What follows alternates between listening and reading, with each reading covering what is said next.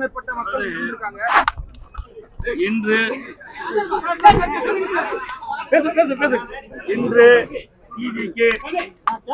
கட்சியினுடைய தலைவர்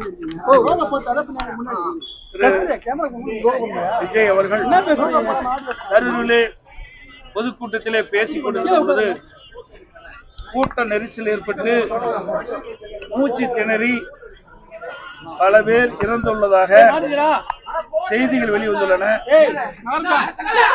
பல பேர் மருத்துவமனையிலே சிகிச்சை பெற்று வருகின்ற செய்தி வெளியாகியுள்ளது.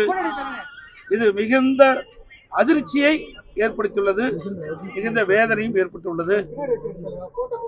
மருத்துவமனையில் சிகிச்சை பெற்று வருகின்றவர்களுக்கு அரசு உரிய முறையிலே சிகிச்சை அளித்து அவர்களை காப்பாற்ற வேண்டும் என்று இந்த நேரத்தில் கேட்டு இறந்தவர் குடும்பத்திற்கு எனது ஆழ்ந்த இரங்கலையும் வருத்தத்தையும் தெரிவித்ததோடு அரசு இறந்த குடும்பத்தாருக்கு நிவாரண உதவி வழங்க வேண்டும் என்று கேட்டுக்கொள்கிறேன்.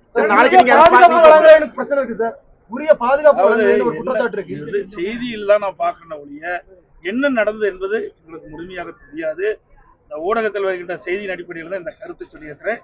முழுமையாக எனக்கு விவரங்கள் தெரிந்த பிறகு நான் முழு விவரத்தை தெரிவிக்கிறேன்.